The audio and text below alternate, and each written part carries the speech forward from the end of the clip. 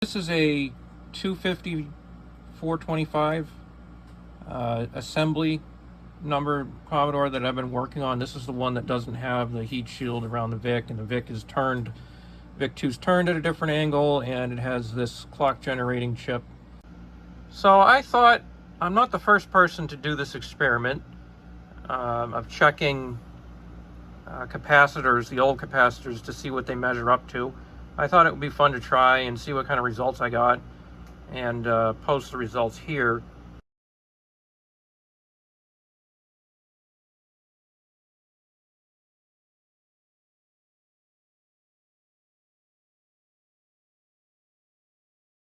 And there we are, 2383 microfarads. So, you know. And I checked that measurement was repeatable. So now we'll try 1000 microfarads.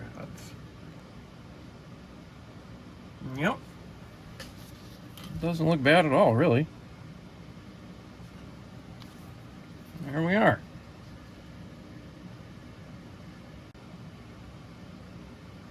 110.2. Disconnect it. Reconnect. And we get 25s.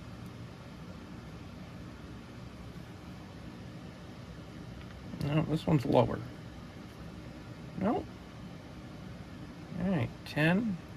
All right, now for the three capacitors from the RF modulator, which will probably never be used, but I recapped it anyway.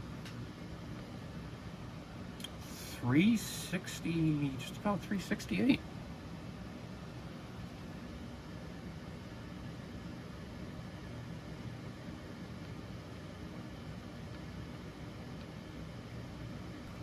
Last but not least, this is a 10 microfarad. Well, actually, that might be the least.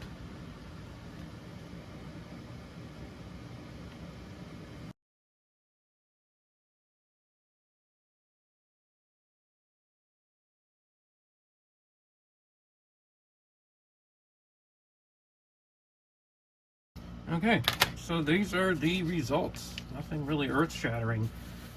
They all seem to be within about 10%, except of the value printed on the capacitor, except this one here, the 470 seems to register considerably higher than just 470. The 470 is 17% above normal, but I guess maybe some capacitors are plus or minus 20%. It's interesting to me that they all tend to be, the errors almost always on the high side. And I wonder if that's aging or it's just the way that they're produced. Maybe they would rather have if they know they're going to have an error, maybe they'd rather have a little bit more than a little bit less, perhaps. Now, there's a number of things this doesn't tell us. These capacitors are from 1986 or thereabouts, because that's when the chips on the board were, the date stamps on them, the chips were made in 1986. So what we don't know is, 38 years later, do these capacitors have, another 10 years of reliable use in them? Are they going to start deteriorating rapidly? Are they going to short or go open in the near future? I don't know. That's a big question to me when using if I was to leave a capacitor that old in the machine. So we don't know how much life they have left in them. Maybe they could last another 10 years, 20 years, maybe they could last another 40. The other thing is they all have voltage ratings.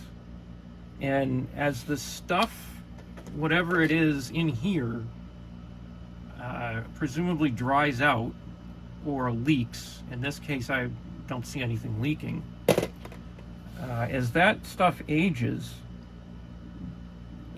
what point does it affect the voltage ratings? Does a 25 suddenly become a 20 and then a 15 and then get down to a point where it's going to fail in the Commodore 64? I don't know. I'm sure there's work on this somewhere, but that's another thing to consider, is the voltage ratings probably don't hold up over time. At some point they're going to start breaking down a lot sooner.